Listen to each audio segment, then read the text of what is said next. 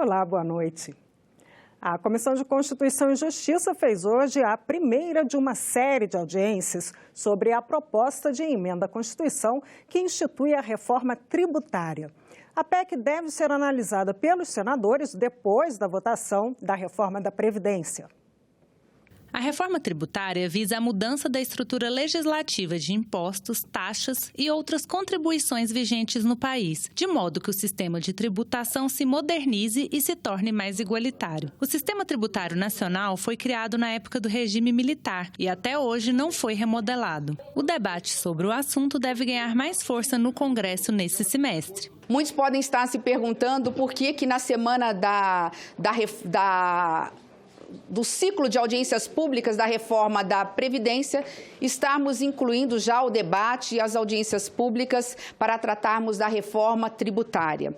Nós poderíamos aqui muito rapidamente dizer que há uma relação muito forte entre ambas as reformas, e a relação não é só econômica, é uma relação também política. Atualmente, tramitam no Congresso pelo menos duas grandes propostas de emenda à Constituição que mexem nas regras tributárias. Uma delas está pronta para ser votada no plenário da Câmara. O parecer é do ex-deputado Luiz Carlos Rauli e foi reapresentado em forma de uma nova PEC pelo presidente do Senado, Davi Alcolumbre, e subscrita por 65 senadores. Segundo Rauli, a aprovação dessa PEC não acarretará perda para nenhum ente federado e nem aumento da carga tributária. Esta reforma tributária, ela é 10 vezes maior do que os benefícios concedidos pelo Plano Real, que foi a estabilidade econômica. Essa aqui vai estabilizar a concorrência entre as empresas brasileiras e fazer do Brasil um dos maiores país de desenvolvimento econômico e industrial do mundo. As duas propostas que tramitam no Congresso unificam os principais tributos sobre consumo. Surgiria então o IBS,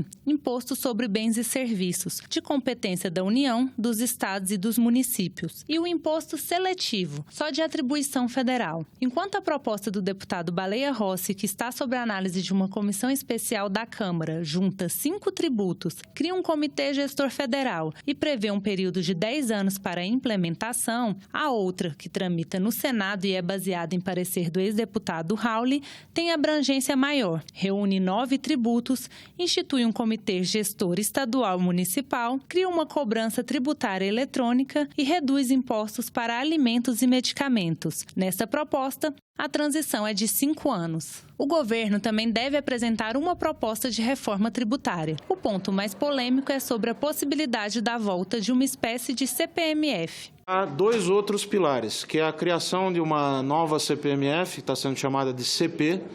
Aqui, tecnicamente, a gente precisa fazer justiça, né? Porque a CPMF ela foi demonizada no Brasil. Mas não necessariamente uma contribuição à CPMF é o pior dos mundos. O problema é você controlar que essa alíquota fique num nível baixo para sempre. E já nos preparativos para a votação da reforma da Previdência, a partir de amanhã começam as audiências públicas sobre o tema na Comissão de Constituição e Justiça. Até quinta-feira vão ser 6 debates. Foram convidados especialistas e representantes de categorias profissionais. Na terça-feira, às 9 horas, vão falar o secretário especial de Trabalho e Previdência, Rogério Marinho, o presidente do Comitê dos Secretários de Fazenda dos Estados e do Distrito Federal, Rafael Fonteles, e o ex-ministro da Fazenda, Nelson Barbosa, além de representantes de juízes e de procuradores. Às 2 da tarde, o convidado em destaque é o secretário de Previdência do Ministério da Economia, Leonardo Rolim. Também participam representantes de órgãos da segurança pública. Na quarta-feira, às 8 da manhã e às 2 da tarde, em reuniões solicitadas pelo Partido dos Trabalhadores, vão comparecer o ex-ministro do Trabalho e Previdência, Miguel Rosseto, além de sindicalistas, acadêmicos e estudiosos. E na quinta-feira, às 9 horas da manhã, virá novamente o secretário especial de Trabalho e Previdência, Rogério Marinho. E às 14, entre os debatedores, estará o presidente da Ordem dos Advogados do Brasil, Felipe Santa Cruz. A presidente da CCJ foi quem organizou o calendário das audiências, em acordo com o governo e com a oposição. Acho que será uma semana de trabalho exaustivo, mas extremamente produtivo. O relator vai ter que estar presente, eu vou estar presente praticamente todo o tempo, ajudando também no processo naquilo que for necessário. Os autores dos requerimentos vão presidir as audiências públicas, à exceção da primeira, que eu abro. E nesse espaço nós estaremos atentos especialmente ao conteúdo. Quanto mais sugestões vierem, mais enriquecido fica o trabalho e o relatório do senador Tasso Gereissati. O relator da reforma da Previdência na Comissão de Constituição e Justiça, como disse a senadora Simone Tebet, é o senador Tasso Gereissati. Ele deve apresentar o relatório preliminar na sexta-feira, dia 23 de agosto. O Senado Notícias preparou uma série sobre os principais pontos da reforma da Previdência. Na primeira, que você acompanha agora, nós falamos sobre uma das grandes mudanças que estão na proposta, o valor da contribuição do INSS do trabalhador do setor privado. Veja como este ponto está no texto aprovado pela Câmara dos Deputados e que está sendo analisado pelos senadores. Como ficará a contribuição dos trabalhadores para o INSS? O desconto em folha ao INSS é uma contribuição para ajudar no pagamento das aposentadorias. O valor repassado depende da faixa salarial. Hoje são 3, com alíquotas que vão de 8% a 11%.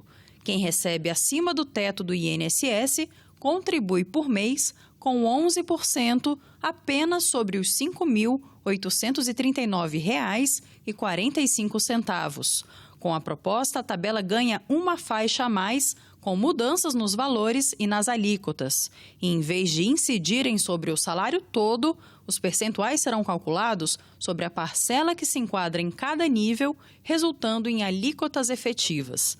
Por exemplo, um trabalhador que ganha R$ 1.800 não pagará 9% sobre todo o salário, e sim 7,5% sobre R$ 998, mais 9% sobre R$ 802. Esta semana, o destaque do plenário é a medida provisória da liberdade econômica. Editada para facilitar a abertura de empresas, a MP também trata de mudanças na legislação trabalhista. Esse e outros assuntos que estão na pauta do plenário com a jornalista Érica Christian. Entre as novidades estão a Carteira Digital de Trabalho, o fim do E-Social, que é um portal que reúne informações sobre os trabalhadores, e folgas preferencialmente aos domingos, para quem já trabalha neste dia da semana. E os senadores poderão votar em primeiro turno a proposta de emenda à Constituição, que estabelece o prazo de 6 meses para a retomada de julgamentos suspensos por pedido de vista, que é um tempo solicitado pelo magistrado para melhor analisar um processo. Essa mesma PEC define que uma liminar só poderá suspender os efeitos de leis ou de decretos presidenciais se tiver o apoio da maioria dos ministros do Supremo Tribunal Federal. Na prática, esta proposta pode acabar com as chamadas decisões monocráticas. E os senadores também discutem outras 2 mudanças na Constituição. Uma delas prevê uma redução do IPTU para imóveis que façam reaproveitamento de águas pluviais ou o uso de energia renovável, por exemplo. E também está na pauta o projeto que cria o programa Cidade Amiga do Idoso, para estimular os municípios a oferecerem estruturas de mobilidade e de atendimento para pessoas com mais de 65 anos de idade. E a medida provisória da liberdade econômica foi assunto hoje na sessão plenária e gerou controvérsia entre os senadores. A medida conhecida como da liberdade econômica, por alguns, conhecida por outros como a medida que revoga a Lei Áurea. Vamos aos fatos.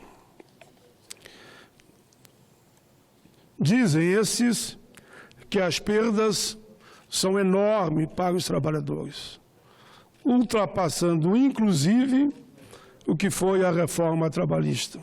Eu venho aqui defender a aprovação da medida provisória, já que o ambiente de negócios no Brasil precisa melhorar de forma muito significativa para o aumento dos postos de emprego e de geração de renda. A comissão mista discutiu de forma exaustiva muitos pontos. É importante resguardar o empreendedor, não tenho dúvida, mas precisamos criar um ambiente propício aos novos negócios e isso é inegável. É assim que é necessário que a legislação estabeleça a presunção da interpretação das normas a favor da boa-fé, da liberdade econômica, do respeito aos contratos, do investimento e da propriedade. A Comissão de Assuntos Econômicos analisa amanhã um projeto que facilita o acesso de micro e pequenas empresas a empréstimos bancários. A reunião está marcada para as 10 da manhã. As micro e pequenas empresas muitas vezes não têm garantias para oferecer aos credores. Por isso é difícil obterem crédito. O projeto do senador Espiridião Amin tenta contornar esse problema com a Sociedade de Garantia Solidária. Ela será formada com no mínimo 10 acionistas que vão destinar recursos para as garantias. Investidores que não são sócios poderão também colocar dinheiro na sociedade. Outro projeto que está na pauta da Comissão de Assuntos Econômicos é o que inclui a gastronomia entre os setores beneficiados com incentivos fiscais da Lei Rouanet de incentivo à cultura. Os senadores votam também projeto direcionado aos portadores de lábio leporino.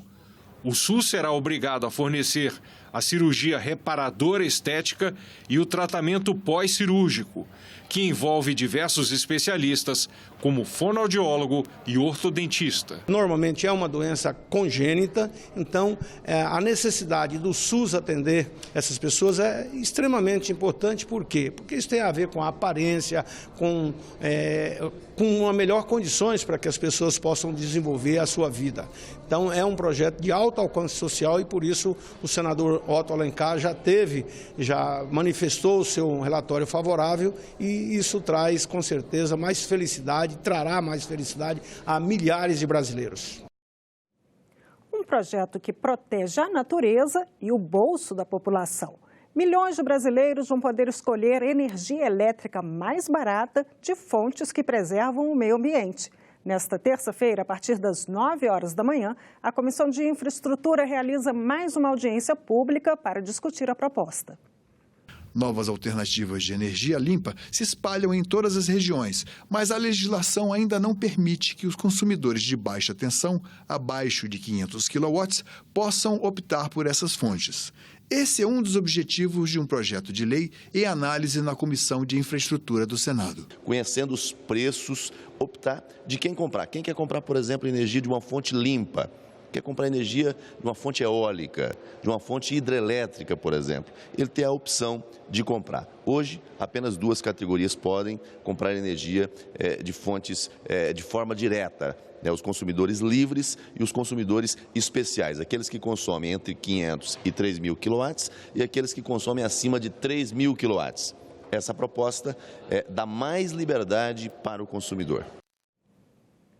O tema do especial Cidadania, publicado amanhã no Jornal do Senado, é o prazo de vigência do Fundo de Manutenção e Desenvolvimento da Educação Básica, o Fundeb. O jornalista Ricardo Westin tem as informações. O Fundeb, Fundo de Manutenção e Desenvolvimento da Educação Básica, é um mecanismo que há quase 15 anos garante a maior parte das verbas das escolas públicas do país. Todas as redes estaduais e municipais de ensino recebem o dinheiro. Mas o Fundeb tem prazo de validade. Ele expira em dezembro do ano que vem. O especial Cidadania desta terça-feira mostra que a sobrevivência do fundo está nas mãos do Congresso Nacional. O Senado e a Câmara analisam 3 propostas que não só garantem a renovação do fundo, como também o tornam permanente e não mais provisório, e triplicam as verbas que o governo federal deve injetar no Fundeb. De acordo com especialistas, o Brasil não pode se dar ao luxo de deixar o fundo expirar. A cada 10 pré-escolas da rede pública, por exemplo, 8 ainda não têm sala de leitura. E dos adolescentes que deveriam estar no ensino médio, mais de 900 mil se encontram fora da escola. Para senadores e deputados, o ideal é que a proposta que renova o Fundeb seja aprovada ainda neste ano, já que no ano que vem as atenções dos partidos estarão voltadas para as eleições municipais. O especial Cidadania é publicado toda terça-feira no Jornal do Senado e no portal Senado Notícias. No dia 16 de agosto de 1974, foram abertas as embaixadas do Brasil em Pequim e da China em Brasília, marcando assim o início das relações diplomáticas entre os dois países. Para celebrar a data, a Embaixada da China e a Agência de Notícias Oficial do governo chinês inauguraram no Senado uma exposição fotográfica que mostra os 45 anos dessa parceria com o Brasil. Apesar da distância geográfica, China e Brasil mantêm uma longa relação baseada na igualdade e reciprocidade. Com o estabelecimento das relações diplomáticas em 16 de agosto de 1974, foram abertas as embaixadas do Brasil em Pequim e da China em Brasília. Na mostra é possível ver, por exemplo, o momento do acordo comercial assinado pelo chanceler Azeredo da Silveira e o vice-ministro do Comércio Exterior chinês, Chen Jie.